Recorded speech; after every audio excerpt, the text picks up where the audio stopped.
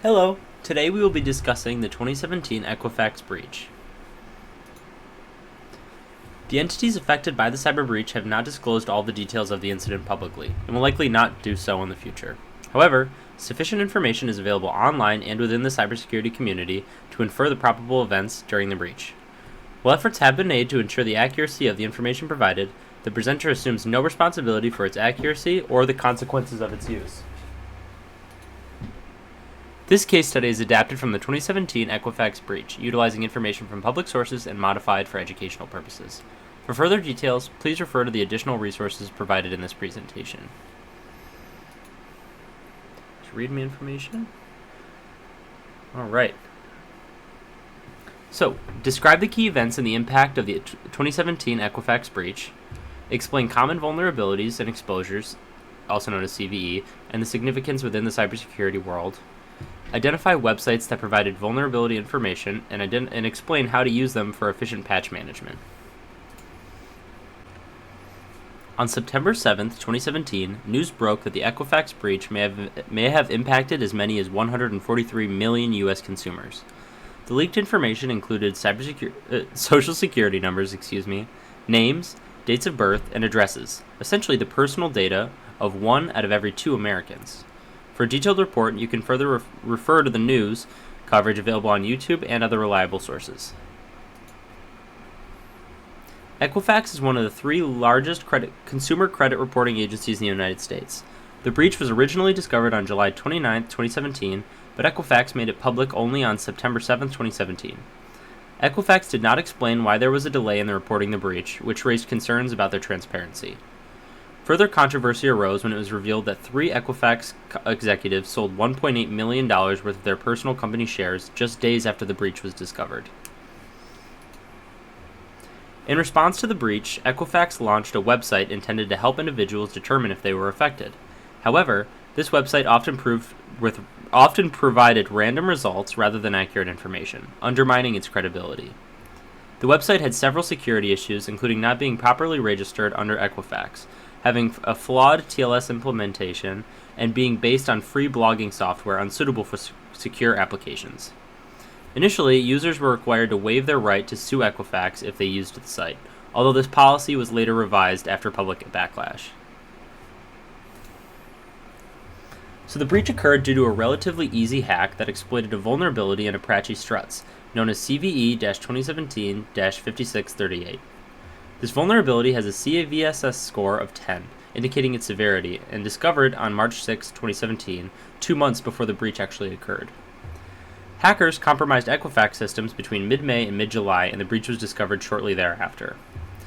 For more technical details, refer to the information provided by Rapid7. Common Vulnerabilities and Exposures, or CVE, is a list of publicly disclosed cybersecurity vulnerabilities. It serves as a reference point for identifying and addressing security flaws across various systems and software. The official website, cve.mitre.org, provides detailed information on these vulnerabilities, which is essential for any cybersecurity professional to know. So, ExploitDB. So the exploit database overview. Exploit-db.com is another valuable resource where you can find a vast collection of security vulnerabilities. Many entries include the exploit code, providing insights on how these vulnerabilities can be exploited. This site is a powerful tool for both security and researchers and attackers, underscoring the importance of timely patching and vulnerability management. Hackers gained access to several of Equifax's management panels, which were linked to subdomains on Equifax.com. A bunch of switchboard called bumblebees was a common reference to subdomains on Equifax.com. Unfortunately, all of these panels were vulnerable to similar exploits. Brian Krebs reported that one of these management panels used the default username and password admin. Moreover, private keys were stored in these panels, meaning that once compromised, encrypted data was no longer safe. These findings highlight significant internal security management issues within Equifax, exacerbating the impact of the breach.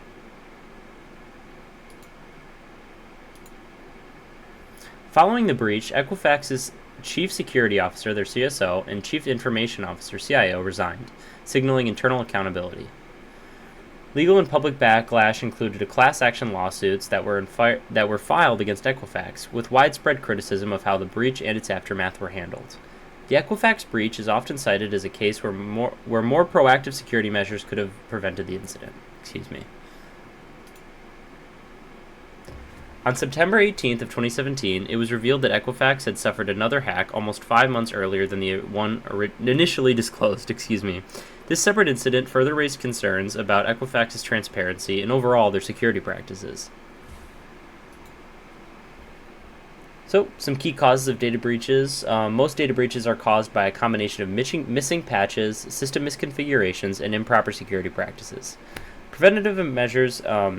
It's crucial to regularly patch and update systems, harden configurations, and apply the principle of least privilege. Additionally, educating end users on best security practices is vital to minimize the risk of human error. Here's a little enterprise network architecture diagram.